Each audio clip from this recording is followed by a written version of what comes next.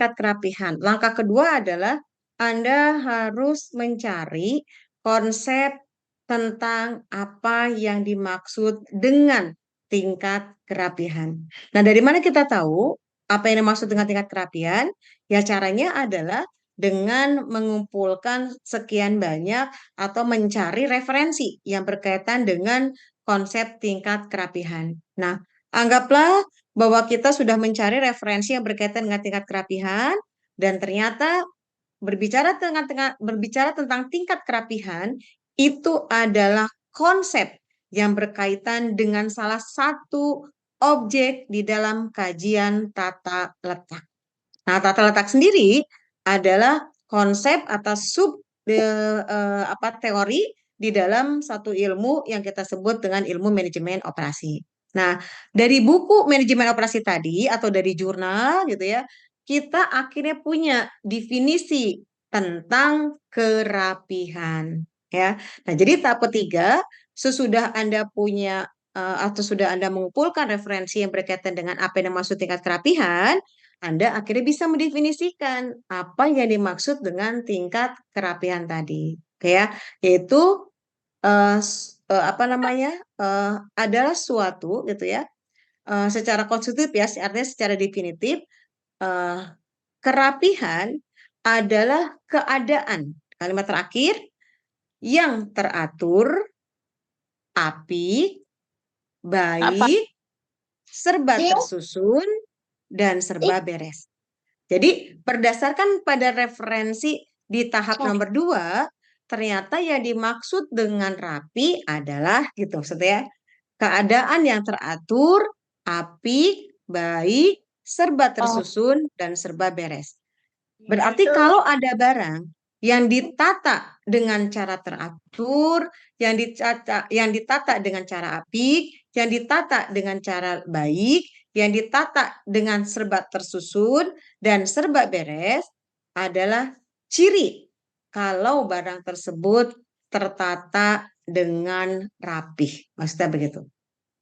Atau dari definisi rapi ini kita bisa mengambil kesimpulan bahwa dimensi dari barang yang rapih itu adalah barang yang satu, serba teratur, serba apik, serba baik, serba tersusun, dan serba beres. Oke. Nah, bagian dari definisi-definisi ini, inilah yang kita sebut dengan dimensi. Jadi, di dalam suatu konsep, pasti ada dimensinya. Di dalam konsep kerapihan, ada dimensinya. Apa dimensinya? Yaitu keadaan yang teratur, apik, baik, serba tersusun, dan serba beres. Kata begitu. Ya. Jadi ini yang harus Anda pahami bahwa di dalam setiap konsep dari objek yang kita teliti harus ada dimensinya. Oke, harus ada dimensinya. Contoh di depan ini adalah rapi, dimensinya adalah teratur, apik, baik, serba tersusun, dan serba beres. Oke, mudah-mudahan bisa pahami sampai di sini ya. Oke, jadi tadi ini ya, kerapian penataan barang di swalayan adalah gambaran penataan barang yang serba teratur, apik, baik, serba tersusun, dan serba beres. Jadi dimensi rapi adalah teratur, apik, baik, serba tersusun, dan serba beres. Kita sudah masuk ke tahap ketiga. Artinya kita sudah punya definisi tentang rapih dengan 5 dimensinya. Ya, teratur, apik, baik, serba tersusun, dan serba beres. Oke. Nah, tahap keempat berikutnya adalah tahap bagaimana kita akan mengembangkan skala pengukuran untuk objek yang akan kita teliti tersebut. Nah, langkah ini dimaksudkan untuk memberikan angka, ya sehingga angka ini mampu menjadi alat untuk menerjemahkan objek yang akan kita ukur tadi. Oke, nah harus kita pahami bahwa untuk memberikan angka pada objek yang akan kita nilai tadi, kita butuh yang namanya alat pengukuran. Kita butuh yang namanya skala yang paling tepat yang bisa kita gunakan untuk mengukur objek kita. Oke, nah misalnya tadi masih bicara tentang objek tingkat kerapihan, ya. Misalnya peneliti menetapkan urutan tingkat kerapihan itu dimulai dari dimensi tata letak, dimensi rapih, ya. Nah, berarti barang yang bagus itu adalah barang yang bagaimana? Barang yang sangat rapi, kemudian barang yang rapi, kemudian berurut menjadi barang yang cukup rapi, kemudian barang yang semeraut dan barang yang sangat semeraut. Nah, logikanya adalah kalau barang semakin rapi, ya itu pasti semakin baik. Sehingga kata sangat rapi itu kita beri angka tertinggi, yaitu angka 5. Dan turun berikutnya menjadi angka 4 untuk rapi, menjadi angka 3 untuk cukup, dan sebagainya. Nah, ya, objek yang tadinya eh, tidak berwujud, akhirnya bisa kita wujudkan seolah-olah yang diwakili oleh angka ini, gitu ya. Oleh angka untuk menetapkan urutan yang bisa kita ukur berikutnya menggunakan skala tadi. Oke. Nah, kalau kita sudah punya angka-angka tadi, barulah nanti kita bisa bagaimana mengevaluasi skala yang kita gunakan tadi, atau bagaimana kita bisa melakukan evaluasi terhadap ketepatan penggunaan skala yang akan kita gunakan untuk mengukur variabel tadi. Nah, berkaitan dengan skala, ya, yaitu skala yang kita gunakan untuk mengukur variabel di dalam penelitian. Ada 4 skala yang bisa kita pakai untuk mengukur, sekali lagi untuk mengukur variabel. Ya, yang pertama adalah skala nominal, yang kedua adalah ordinal, yang ketiga interval, dan yang keempat adalah rasio. Ya, urutan 1, 2, 3, 4 ini menunjukkan tingkat skala terbaik. Jadi yang nomor 1 itu nggak lebih baik, yang nomor 1 itu paling nggak bagus. Jadi yang paling baik itu adalah skala rasio. Jadi yang terbaik kalau diurutkan rasio, interval, ordinal, dan nominal. Oke. Nah, yang seperti apa skala nominal? Skala nominal adalah skala yang kita gunakan untuk mengukur variabel atau objek, di mana objek atau variabel kita tadi hanya untuk menunjukkan tempat atau label, ya, tidak mencerminkan tingkatan apapun, gitu ya. Misalnya kita sedang menentukan objek jenis kelamin, misalnya ya, objeknya adalah jenis kelamin, berarti ada dua, yaitu wanita dan laki-laki. Nah, wanita kita beri angka nomor 1, kemudian laki-laki kita beri angka nomor 2. Bukan berarti bahwa wanita itu lebih tinggi daripada laki-laki atau sebaliknya. Di sini hanya melabeling bahwa kalau kita wanita, yuk lingkari nomor 1. Jika Anda laki-laki, yuk lingkari nomor 2. Jadi skala nominal adalah skala yang kita gunakan untuk mengukur variabel, di mana skala ini tidak menunjukkan tingkatan variabel kita. Oke. Nah, yang kedua adalah skala ordinal. Nah, kalau skala ordinal itu sudah menunjukkan tingkatan, ya. Nah, misalnya kita akan memberikan peringkat supermarket berdasarkan kualitas layanannya. Kita beri angka misalnya Borma nomor 1 gitu ya. Kemudian di sini Rita Market misalnya jadi nomor 2 dan sebagainya. Nah, berarti posisi nomor 1 itu lebih baik daripada nomor 2. Nomor 2 jauh lebih baik daripada nomor 3. 3 lebih baik daripada nomor 4. Atau dibalik. Misalnya untuk pelayanan yang tertinggi itu kita kasih poinnya justru lebih besar. Berarti nomor 6 itu lebih baik daripada nomor 5.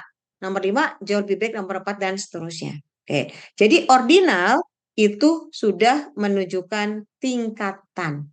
Tapi di ordinal, di nominal tidak menunjukkan tingkatan, hanya melabeling variabel kita saja. Nah, skala yang ketiga, yang jauh lebih baik daripada skala ordinal dan nominal adalah skala interval.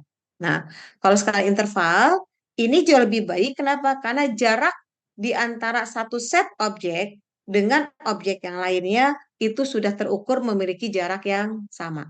Gitu, ya. Jadi misalnya kita sedang meneliti tentang misalnya berat badan, ya. Kemudian kita membuat skalanya, misalnya dari 0 sampai dengan 100 cm, kemudian 101 sampai dengan misalnya 150 cm. Nah, itu adalah interval. Kalau skala rasio adalah skala yang tingkatannya jauh lebih baik lagi dibandingkan 3 skala sebelumnya. Nah, skala rasio ini adalah skala yang sudah menunjukkan angka di mana objek ini memiliki nilai absolut, gitu ya. Jadi misalnya kita sedang meneliti tentang penerimaan pajak. 6 miliar, 7 miliar, 200 miliar itu adalah angka absolut. Sehingga kalau kita meneliti tentang penerimaan pajak, dia nggak tepat kalau kita ukur menggunakan skala interval. Dia nggak tepat kalau kita ukur menggunakan skala ordinal. Yang tepatnya adalah menggunakan skala rasio karena memiliki nilai absolut mutlak tadi ya. Oke. Nah, jadi kita simpulkan bahwa skala itu ada 4. Yang pertama adalah skala nominal yang hanya menunjukkan labeling, kemudian skala ordinal yang sudah menunjukkan tingkatan, skala interval yang menunjukkan bahwa ada jarak yang terukur dengan pasti di antara satu set objek dan objek lainnya, dan skala rasio dan skala yang tertinggi di mana objek kita ukur dengan menggunakan nilai apa namanya nilai absolut mutlak. Oke, ya. Nah, berikutnya ada hal yang spesial berkaitan dengan penggunaan skala untuk mengukur variabel. Karena penelitian ilmu sosial juga berkaitan dengan aspek-aspek lain, contohnya adalah aspek perilaku. Nah, biasanya perilaku ini nanti ditujukan oleh sikap, sehingga di penelitian sosial untuk penelitian-penelitian yang penelitian-penelitian yang meneliti mengenai sikap atau perilaku, biasanya mereka akan menggunakan juga skala pengukuran sikap. Nah, skala pengukuran sikap ini banyak jenisnya ya. Jadi artinya bukan berarti ini bicara tingkatan tapi bicara bicara jenis. Jadi skala untuk mengukur sikap perilaku itu bisa menggunakan beberapa skala.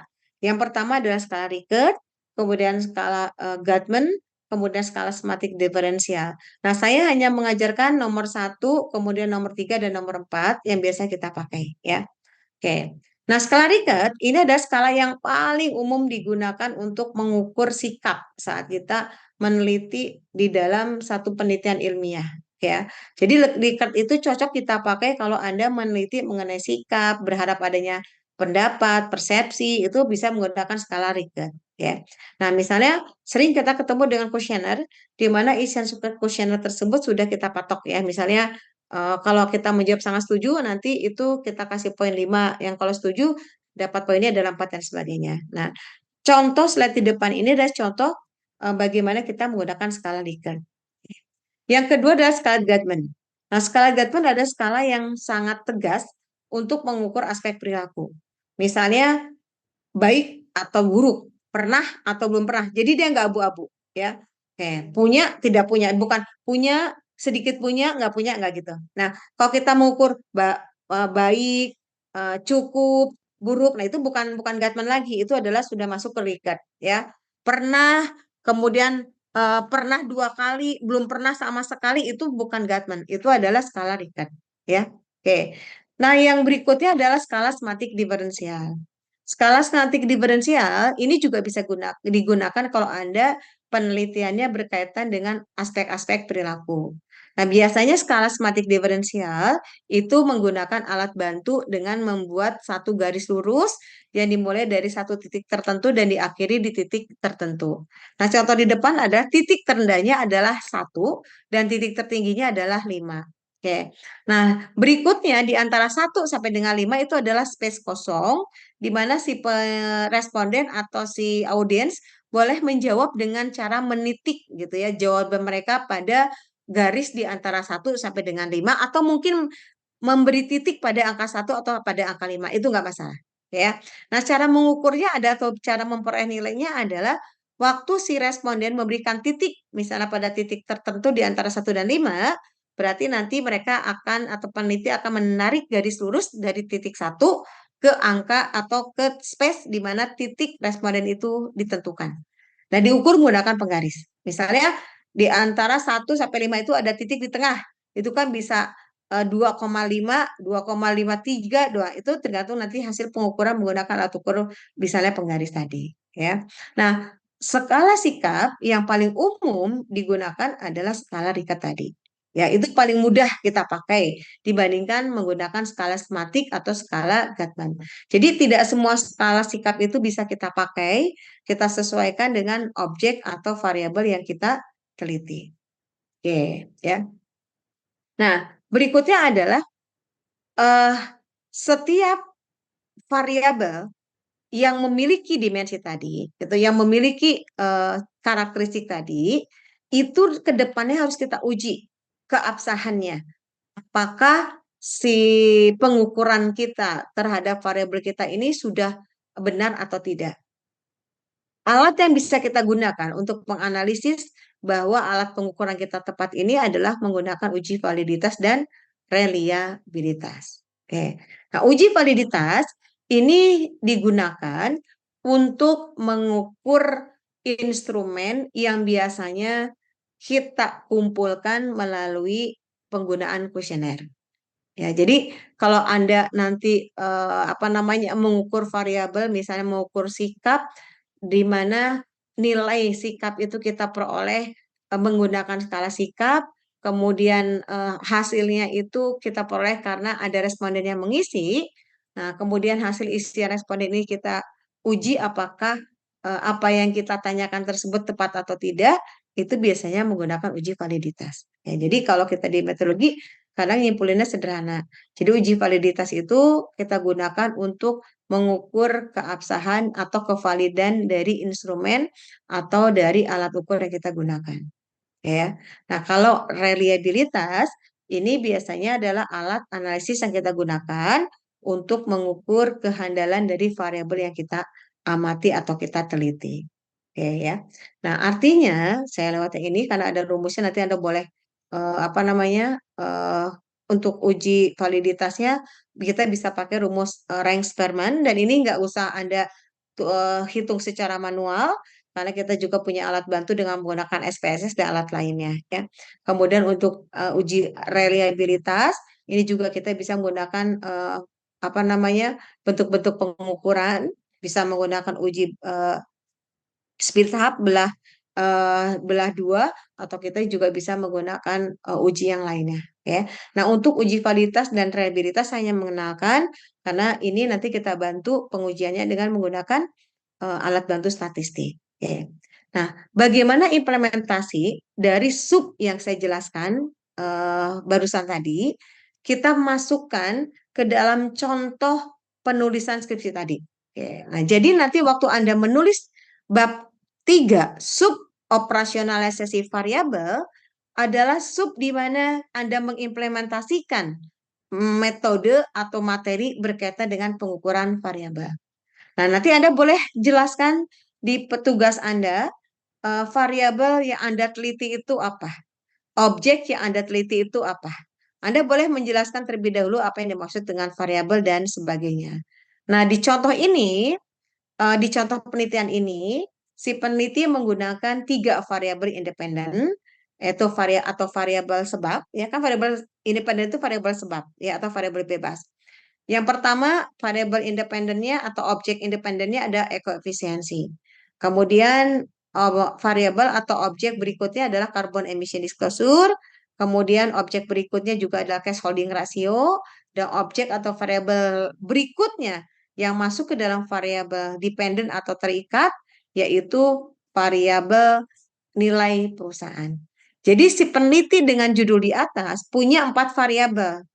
3 variabel dependen dan 1 variabel 3 variabel independen dan 1 variabel dependen. Oke. Nah, variabel-variabel ini yang Anda nanti harus masukkan ke dalam satu mekanisme pengukuran variabel yang dimuat di dalam satu tabel yang kita sebut dengan tabel operasional variabel. Nah, jadi nanti Anda di sub 3.3 harus membuat tabel seperti ini. Apa variabel yang Anda teliti? Nah, kalau di sini kan variabel atau objek yang ditelitinya yang pertama adalah ekoefisiensi. Nah, kemudian di kolom berikutnya dia menggunakan konsep ekoefisiensi itu dari mana? Nah, di peneliti ini dia menggunakan konsep ekoefisiensi dari Prena, dari jurnalnya Prena. Ada definisinya, gitu ya. Ekoefisiensi merupakan strategi bla bla bla dan sebagainya. Nah, si konsep ini diukur kan. Nah, masalahnya waktu kita mengukur konsep harus ada nih yang kita ukur, yang kita sebut dengan indikator.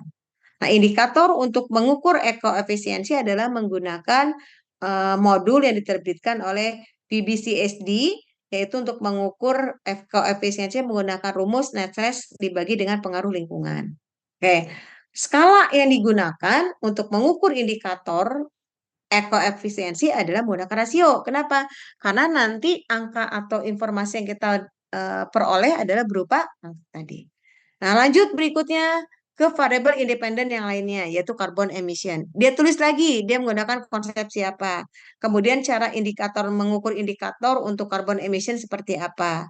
Kemudian terus berikutnya ke variabel independen lainnya yaitu cash holding sampai dengan variabel dependen berikutnya yaitu variabel nilai perusahaan atau variabel eh, dependen atau variabel akibatnya.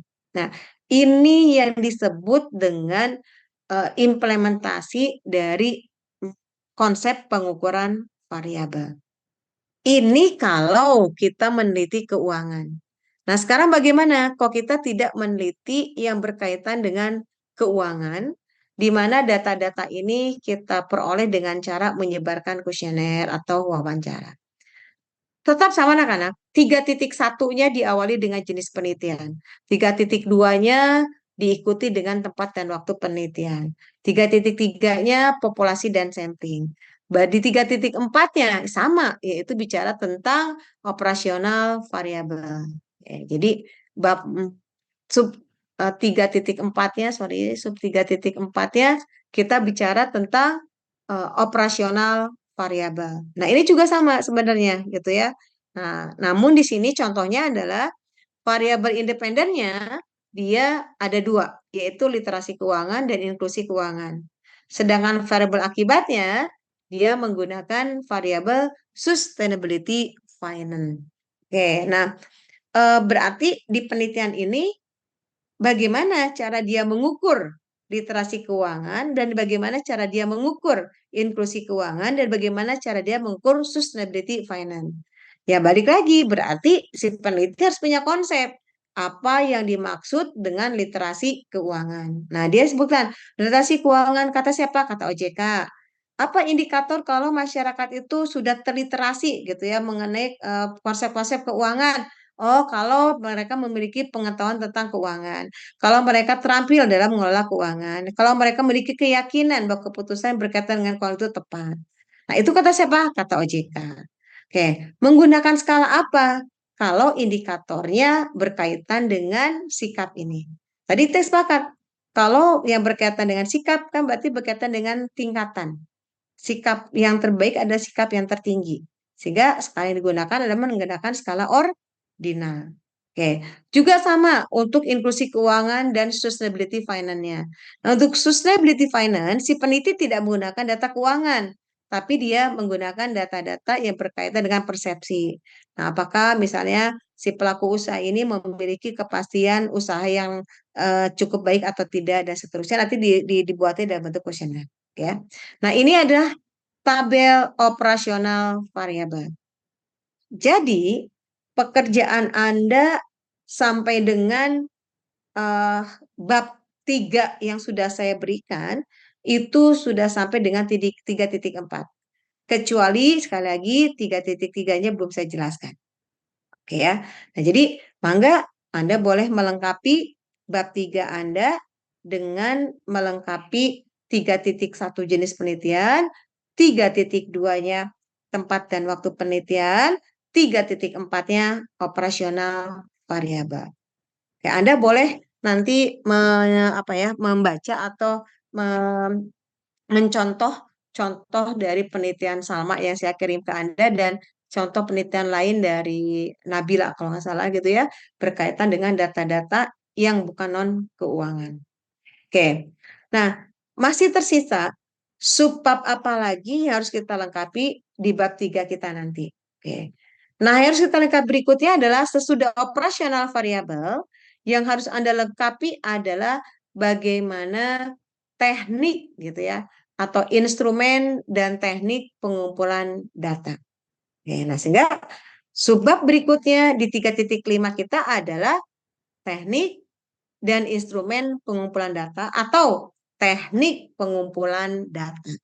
Jadi 3.5 berikutnya adalah bagaimana teknik Anda untuk mengumpulkan data-data kita yang akan kita ukur nanti, gitu ya. Nah, ada beberapa teknik yang bisa Anda pilih, yang bisa Anda gunakan, ya.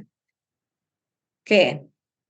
Yang pertama yang harus kita pahami bicara tentang teknik pengumpulan data adalah kita harus paham dulu dari mana data kita peroleh, yang kita sebut dengan sumber data.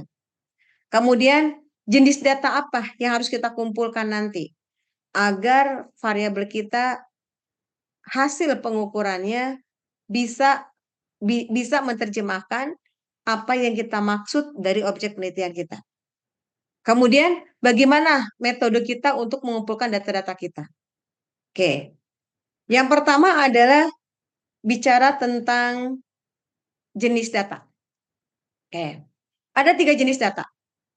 Yang pertama adalah data itu bisa berupa data subjek, data itu bisa berupa data fisik, dan data itu bisa berupa data dokumenter.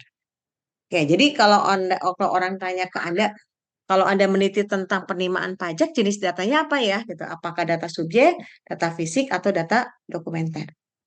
Nah, data subjek adalah data di mana data ini berupa opini, berupa sikap, pengalaman, ya, bisa dari kelompok atau bisa dari individu. Oke, jadi kalau misalnya data Anda berupa kalimat lisan, ya, kemudian berupa tulisan mengenai persepsi atau sikap, berarti jenis-jenis data seperti ini masuk ke dalam jenis data subjek. Nah, data berikutnya adalah data bisa berbentuk fisik. Misalnya data penelitian berupa objek atau benda-benda fisik yang berwujud. Nah, misalnya kalau kita bicara tentang pengaruh ukuran meja belajar terhadap kenyamanan belajar. Nah, itu berarti meja belajarnya adalah data fisik. Yang ketiga adalah jenis data dokumenter. Nah, data dokumenter ini berarti data-data yang sifatnya ada dokumen, faktur, jurnal, dan sebagainya. Ya. Nah, secara umum data memang dibagi dua, ada data kuantitatif, ada data kualitatif. Oke. Tapi kalau bicara jenis data itu ada 3 ya. Ada data subjek, ada data fisik, dan ada data dokumenter. Oke. Nah, sumber data. Kalau kita sudah punya jenis data tadi, yang harus kita pikir berikutnya adalah sumber data kita apa aja. Dari mana sumber data kita? Oke. Sumber data ada 2. Yang pertama adalah sumber data primer, dan yang kedua adalah sumber data sekunder.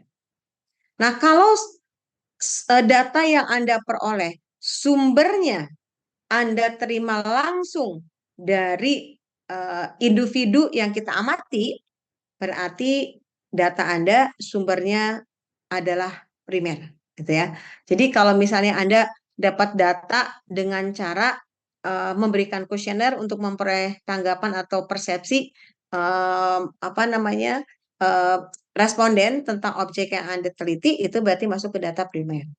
Tapi kalau data yang Anda peroleh sumbernya diperoleh secara tidak langsung melalui media, misalnya laporan keuangan, faktur-faktur, dokumen-dokumen, berarti itu masuk ke dalam sumber data sekunder. Berarti kalau Anda meneliti tentang persepsi, meneliti tentang sikap, berarti sumber data Anda pada umumnya ada sumber data primer. Tapi kalau Anda melakukan penelitian yang berkaitan dengan keuangan, data-data keuangan, berarti sumber datanya adalah sumber data sekunder. Oke, ya berarti ada jenis, ada sumber. Oke. Beberapa keunggulan jika kita menggunakan data sekunder, jelas biasanya kita akan memperoleh data bisa lebih cepat dan lebih mudah. Kenapa? Karena waktu Anda meneliti tentang misalnya keuangan di mana data itu terpublikasi secara luas, masyarakat juga boleh menggunakan data tersebut, kan berarti kita nggak perlu izin untuk mendownload informasi tersebut. Beda dengan kalau datanya adalah primer. Jadi waktu Anda mau menyebarkan kuesioner, Anda mau wawancara, itu kan berarti kita harus dapat izin ya, harus permisi bahwa kita mau mengambil data dari mereka dalam bentuk hasil wawancara atau dalam bentuk hasil kuesioner dan sebagainya. Oke ya. Nah, yang harus kita perhatikan baik-baik waktu Anda menggunakan data sekunder, hati-hati ya, bahwa data yang Anda pilih itu adalah data-data yang memang data-data yang relevan, yang Anda butuhkan. Kemudian waktu Anda mengumpulkan data yang berkaitan dengan data sekunder, sebaiknya ada data-data yang paling up to date. Ya, jadi jangan yang data udah lama Anda teliti. Jadi kalau Anda sekarang penelitian tahun 2025 atau 2026, berarti laporan keuangan terakhir yang paling up to date adalah sampai dengan tahun 2025 sebetulnya itu. Ya. Kemudian juga perhatikan apakah data-data yang kita teliti ini lengkap atau tidak. Apa namanya, memenuhi kebutuhan kita atau tidak. Kalau enggak ya jangan jadi kalau tidak ya berarti artinya data Anda harus diperluas. Subjeknya harus diperluas agar datanya bisa cukup ya. Nah, jenis data sekunder ini bisa untuk pengungkapan fakta atau juga pengungkapan model. Nah, sedangkan untuk tipe data sekunder bisa tipe data dari internal atau tipe data dari eksternal. Nah, jadi kalau Anda dapat dokumen-dokumen langsung dari perusahaan, itu berarti data internal. Tapi kalau Anda dapat informasinya dari jurnal, dari laporan BPS, dari bursa efek, ya itu berarti maksudnya ke dalam tipe data sekunder eksternal. Ya, jadi sekali lagi sumber data ada dua, ada primer, ada sekunder, jenis data ada tiga, yaitu data subjek, data fisik, dan data dokumentasi. Oke, ya. Untuk memperoleh data sekunder, Anda bisa menggunakan berbagai macam cara. Jadi untuk dapat laporan keuangan, untuk dapat dokumen dan sebagainya, kalau pakai data sekunder, Anda bisa dengan menggunakan banyak cara. Bisa kita dapat secara manual, atau mungkin kita memperolehnya dengan cara menggunakan penelusuran alat bantu, misalnya pakai komputer, internet, dan sebagainya. Oke. Nah, oke, kita sudah tahu nih, ada jenis data, ada sumber data. Nah, sekarang gimana cara kita ngumpulin datanya? Kalau kita sumber datanya dari laporan keuangan, gimana cara kita ngumpulin laporan keuangan tersebut? Apakah pakai wawancara, pakai kuesioner, dengan observasi, atau cukup menggunakan dokumentasi? Oke, kita mulai dengan teknik pengumpulan data yang pertama yaitu wawancara. Ya, untuk wawancara, jelas bahwa wawancara itu proses di mana pewawancara berharap memperoleh jawaban dari apa namanya informan atau pihak yang kita tanyai. Ya. Nah, bedanya antara wawancara dan percakapan. Kalau wawancara biasanya antara kita dengan responden itu nggak kenal. Kemudian tugas dari responden adalah menjawab. Ya, yes. Sedangkan pewawancara kita sebagai peneliti, kitalah yang harus selalu bertanya. Dan jangan sampai pewawancara atau kita menjuruskan pertanyaan pada satu jawaban yang harus dijawab oleh responden atau orang yang kita tanya tadi. Kemudian juga ikuti peraturan panduan yang kita siapkan, ya. Ya. Nah, untuk prosedur wawancara ini nggak perlu saya jelaskan ya. Kemudian kualifikasi wawancara juga mungkin nggak perlu saya jelaskan. Jelas kalau kalau Anda nanti akan mewawancarai orang, jelas ya harus jujur. Kemudian juga Anda punya minat yang cukup tinggi untuk melakukan wawancara ini.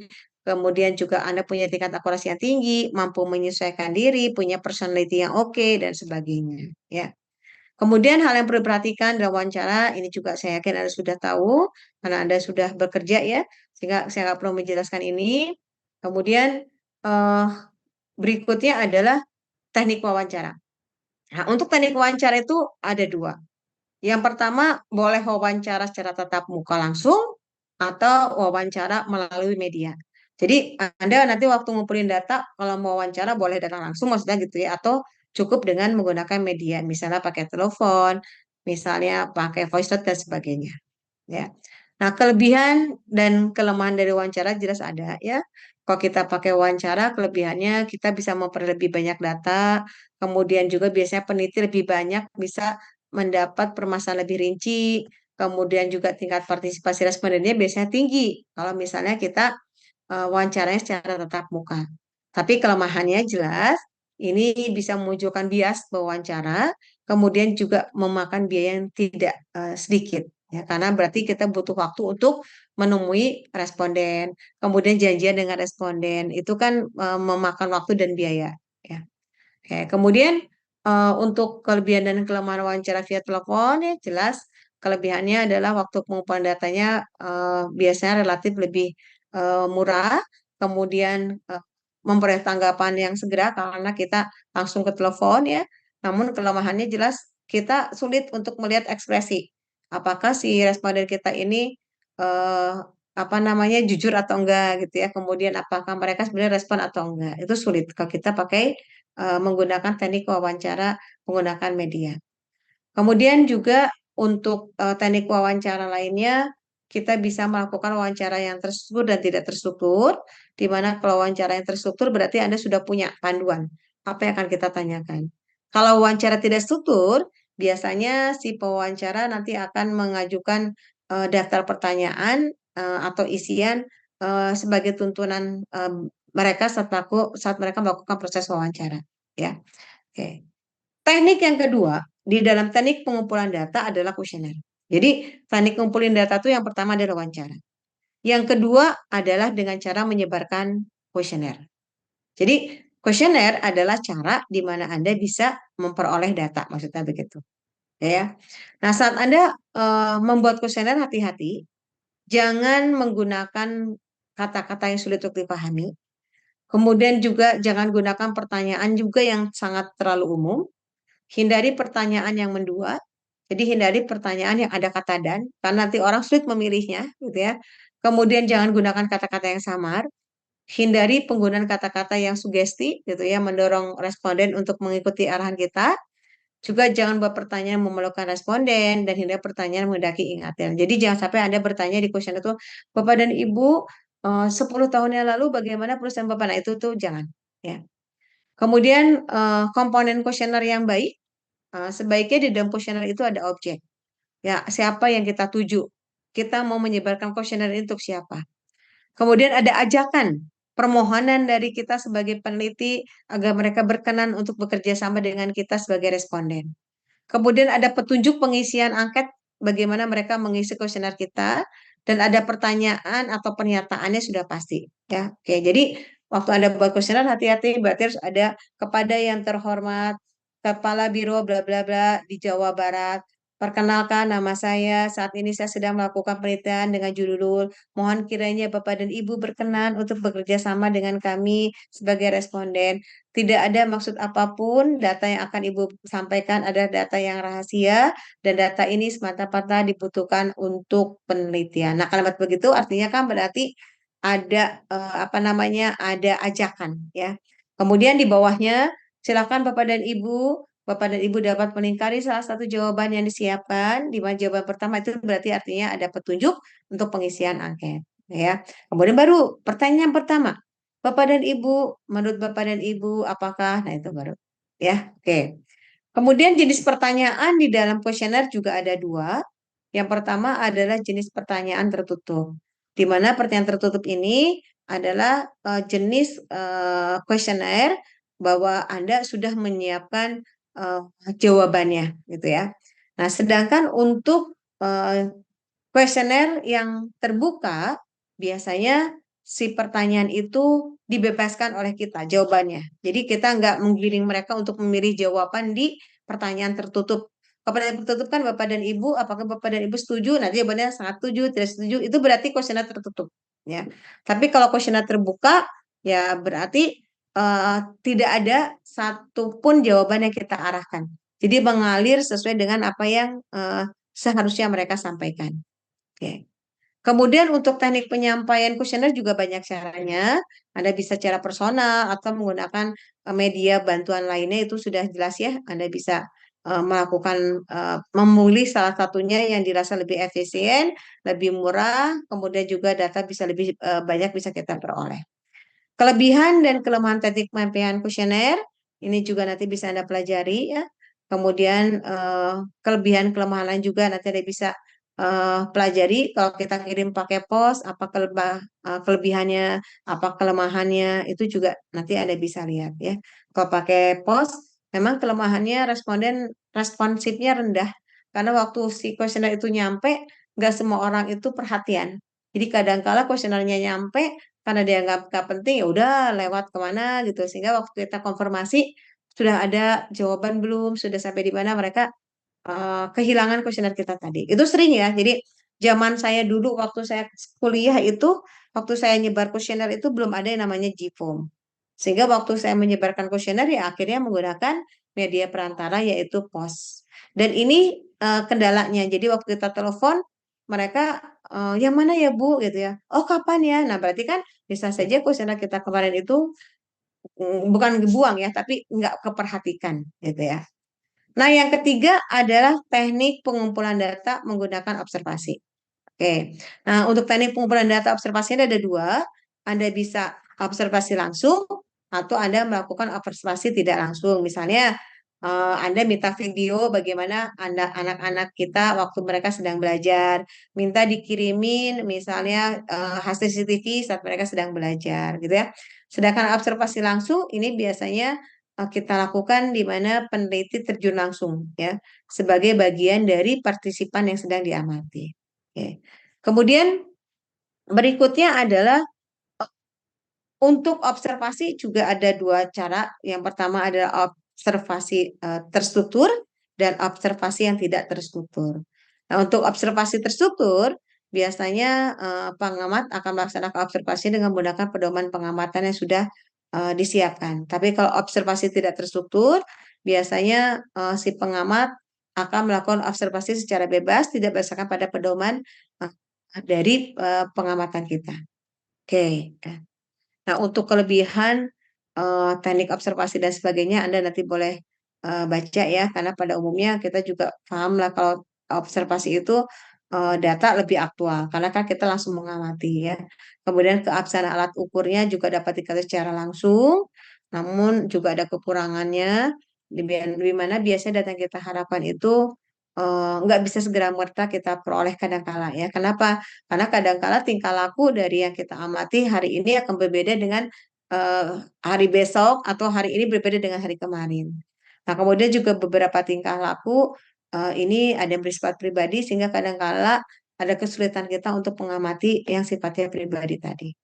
Nah, yang keempat adalah teknik pengumpulan data dengan menggunakan dokumentasi.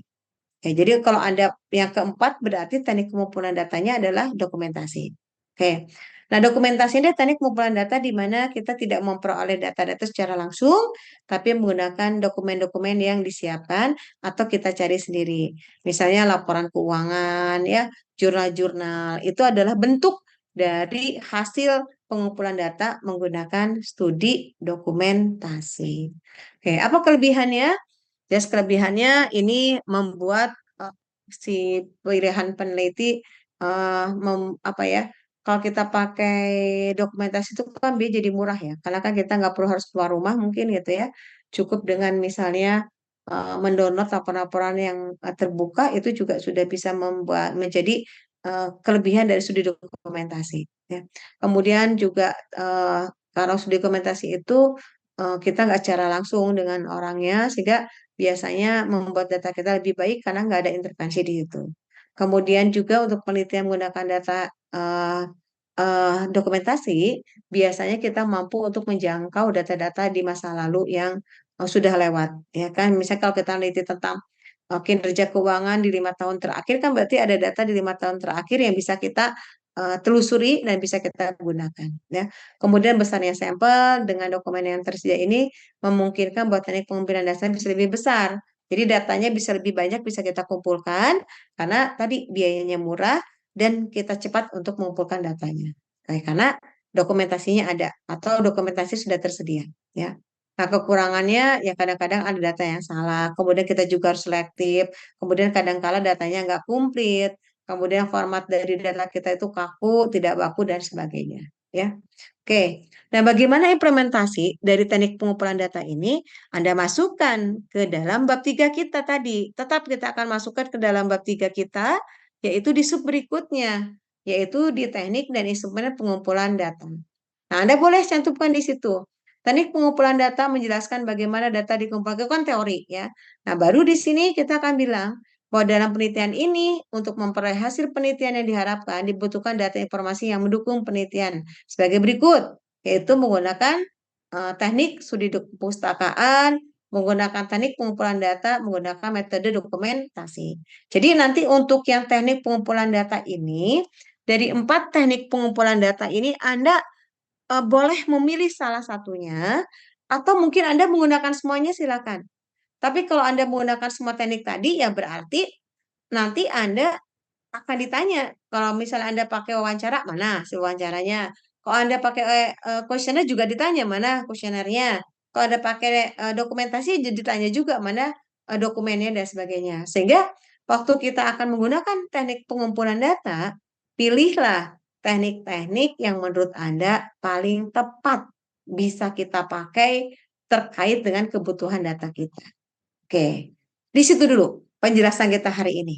Jadi penjelasan hari ini kita sudah masuk ke sub 3.3 ya, dan sub 3.5 yaitu teknik pengumpulan data. Untuk populasi dan sampel, kemudian juga untuk apa namanya? Oh ya, teknik pengumpulan teknik populasi dan sampel itu saya terangkannya hari Rabu nanti ya. Jadi Anda hari ini dapat 2 materi, yaitu operasionalisasi variabel dan teknik pengumpulan data. Oke, maka ada yang perlu diskusikan dulu nggak?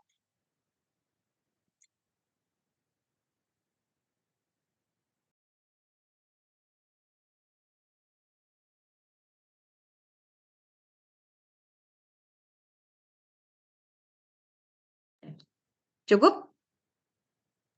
Izin Kalau kok misalnya bertanya. dirasa cukup, ya saya berarti nggak sampai jam 9 lebih. Itu maksud saya closing sampai dengan jam segini. Nah, baru Rabu nanti kita lanjutkan lagi di sub berikutnya, ya, yaitu di teknik di populasi dan teknik penarikan sampel kita. Kemudian tadi yang terlewat itu berarti di sub berapa tuh ya? Di yang bab 3 tuh, saya lihat dulu sorry. Bab 3. Berarti dokumentasi sudah, populasi dan sampel belum ya? Eh, Operasionalisasi udah, oke, teknik pengarikan sampelnya belum. Oke, berarti saya minggu depan menjelaskan ini, populasi, sampel, dan teknik sampling. Kemudian sedikit berikutnya nanti ditutup di 3 titik, eh, ini kan sudah ya saya jelaskan operasional variabel, di 3 titik ini sudah teknik pengumpulan data, yaitu teknik analisis data. Jadi hari Rabu saya menjelaskan 2, populasi dan sampel, kemudian bagaimana kita akan menggunakan teknik analisis data kita pakai apa aja. Nah, nanti untuk yang teknik analisis data saya bagi 2, yaitu teknik analisis data kalau kita pakai metode kuantitatif dan teknik analisis data kalau kita pakai metode kualitatif, itu berbeda. Ya, oke, baik. Kalau tidak ada pertanyaan, saya close pertemuan malam ini. Hari Rabu kita ketemu lagi. Jadi hutang saya untuk pertemuan yang saya lewatkan di minggu-minggu sebelumnya sudah saya lunasi malam ini ya. Oke, oke. Kalau nggak ada saya closing pertemuan kita. Saya izin bertanya, Bu. Oh, boleh. Eh, saya mau bertanya terkait tentang ini sih, Bu, teknis analisis datanya nantinya. Mm-mm, Eh, jadi kan judul saya ini kan sempat saya rubah ya, Bu. Dia itu mm-mm, judulnya membahas tentang analisis terkait NJOP dengan harga pasar. mm-mm, Nah, pembahasan ini dia sudah ada tekniknya, sudah ada cara mengolah datanya, sudah ada cara menganalisisnya, nanti produknya seperti apa itu sudah ada caranya. Mengikuti standar dari eh, saya lupa apa namanya tapi singkatannya IAAO gitu, internasional apa mm-mm, gitu, untuk apa, organisasi yang berkaitan tentang properti secara internasional. Nah, mm-mm. itu semisalkan saya menggunakan metode analisisnya mereka itu, apakah sudah bisa dibilang cukup, Bu, walaupun nantinya saya mungkin tidak menggunakan analisis atau pengolahan yang nantinya dijelaskan dalam mata kuliah Bu Siti ini, begitu Bu. Itu Oke, gimana kira-kira Bu? oke. Kita bedakan begini. Memang masih jauh materinya sebenarnya.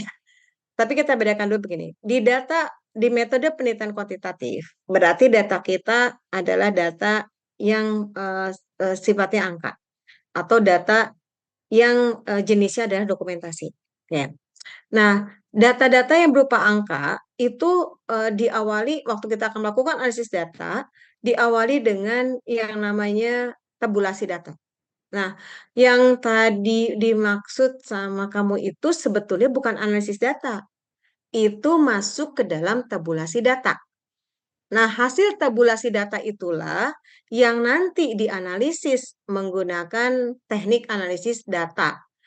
Bedakan waktu kita bicara tentang metodologi penelitian, teknik analisis data tetap menggunakan teknik analisis data yang dipersyaratkan, yaitu statistik. Jadi nanti kita tepat harus menggunakan analisis data untuk menguji penelitian kita. Nah, kalau yang berdasarkan pada aturan tadi itu lebih ke data mentah. Kalau di penelitian itu disebutnya, kalau di kita tuh disebutnya data mentah. Jadi itu tabulasi awal. Tabulasi awal kita dapat angka tadi.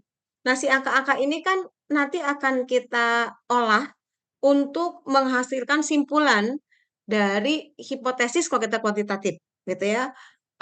Kan kalau kualitatif kita nggak punya hipotesis. Berarti si kuantitatif ini di hipotesisnya nanti dibuktikannya bukan oleh data data awal tadi, tapi data yang sudah kita korelasikan, data yang sudah kita regresikan menggunakan alat statistik. Jadi belum selesai, nggak bisa sampai di situ. Iya, iya, paham, paham Bu. Mm-mm, betul. Jadi kalau yang data itu, yang awal itu kita sebut sumber data awal kita, atau kita sebut dengan data mentah kita lah kalau kita sebut gitu. Berarti pada akhirnya nanti untuk teknik analisis yang berkaitan dengan penelitian itu gunanya Hmm? untuk menjawab hipotesisnya ya, Bu. Sedangkan Betul, analisis betul, dari betul. sumber yang saya Iya, pakai itu untuk mengolah data awalnya atau iya, tabulasi itu tadi terus dipakai untuk eh, untuk analisis data atau statistikanya itu. betul, betul. Misalnya kayak saya ngambil contoh ya misalnya. Misalnya kita nggak meneliti tentang ROA misalnya. ROA itu kan berarti sudah ditentukan rumusnya, gitu kan? Sudah ditentukan Ya. perhitungan, nah, cara menghitungnya sudah ditentukan, yaitu membandingkan laba dengan aset.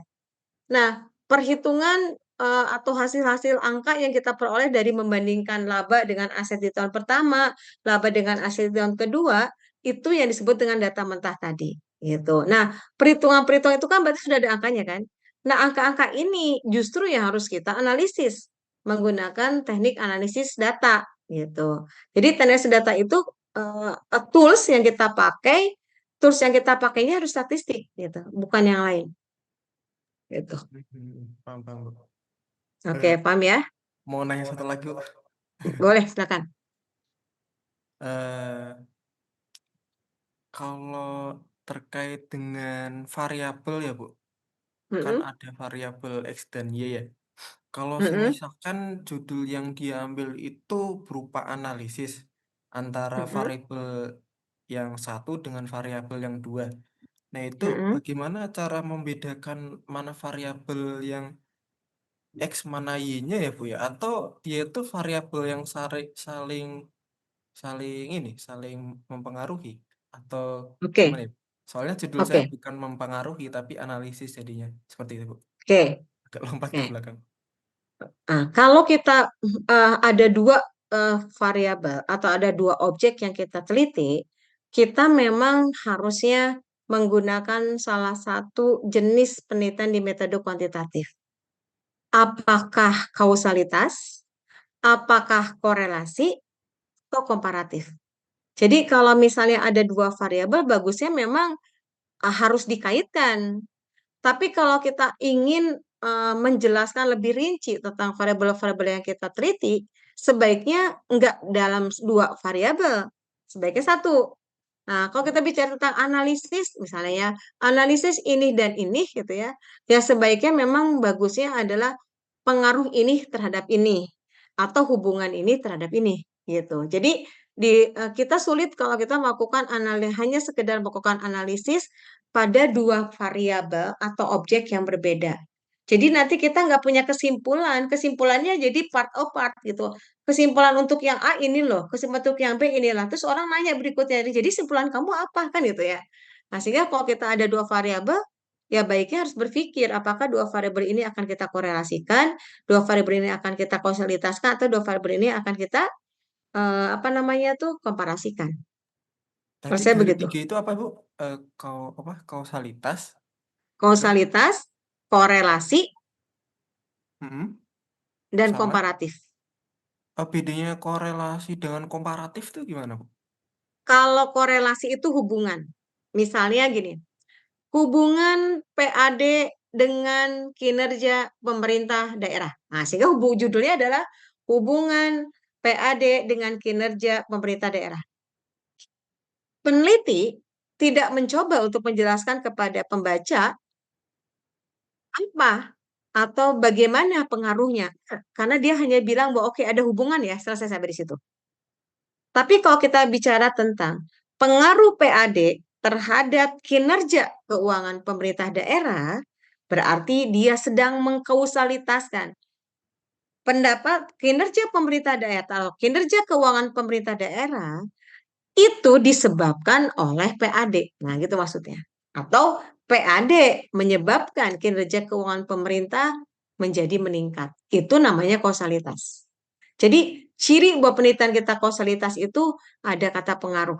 Artinya, ada variabel yang mempengaruhi, yang kita sebut variabel sebab, atau variabel independen, dan ada variabel yang dipengaruhi, atau variabel sebab, atau variabel dependen. Oke, nah, variabel sebab dan variabel akibat itu hanya ada kalau kita menggunakan penelitian kuantitatif kausalitas gitu. Jadi nggak ada yang namanya independen dependen selain di jenis kausalitas. Jadi di hubungan itu nggak ada kausalitas karena bukan sebab akibat, dia hanya bicara tentang hubungan. Ada hubungan antara PAD dengan kinerja keuangan pemerintah, ada selesai gitu. Kalau di kualitatif, di kausalitas, orang apakah ada hubungan antara PAD dengan apa namanya kinerja keuangan pemerintah daerah? Jawabannya pasti ada. Kenapa? Karena tidak mungkin sesuatu yang saling mempengaruhi nggak punya hubungan gitu. Sehingga tingkatan kausalitas itu pasti lebih tinggi dibandingkan korelasi. Kalau komparatif berarti membandingkan kan? Membandingkan objek tertentu dengan objek tertentu, membandingkan kondisi tertentu dengan kondisi tertentu gitu. Di situ nggak ada pengujian besarnya pengaruh karena kita memang tidak menguji bahwa ini berpengaruh terhadap ini. Kita hanya menguji bahwa ini beda dengan ini gitu. Nah, itu namanya komparatif. Oke, Paham, Bang. cukup paham? Ya, paham Bu. Oke. Baik, ada lagi yang lain selain judi? Cukup? Oke.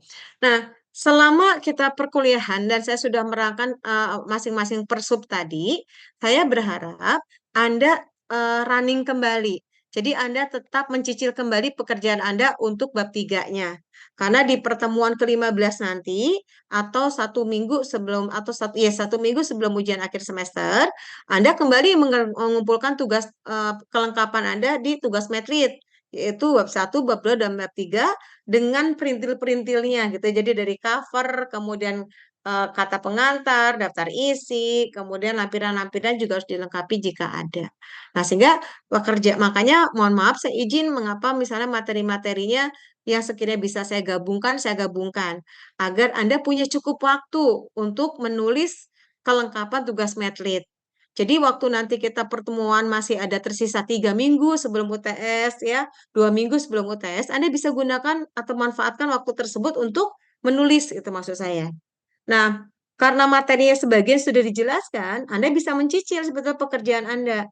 Jadi jangan ditumpuk di akhir pekerjaannya. Jadi boleh dicicil, oh sekarang saya nerangin tentang operasionalisasi variabel. Oke, Anda tulis operasionalisasi variabel. Saya tadi sudah menjelaskan tentang teknik pengumpulan data. Oke, berarti kita tulis teknik pengumpulan data yang kita pakai. Maksudnya begitu. Oke, cukup? Nggak ada lagi? Oke, baik. Kalau nggak ada, saya closing pertemuan kita hari ini. Sekali lagi, saya nggak bosan mengingatkan Anda semua dicicil pekerjaannya, karena pekerjaan Anda terus bertambah sampai dengan saya selesai menerangkan tentang teknik analisis data. Oke, sekali lagi terima kasih atas kehadiran malam ini. Kita ketemu lagi di hari Rabu nanti, tetap di jam 18.30 ya. Oke, terima kasih. Selamat malam dan saya izin live ya. Terima kasih Bu. Terima kasih, Bu. Selamat Oke, malam. sama-sama.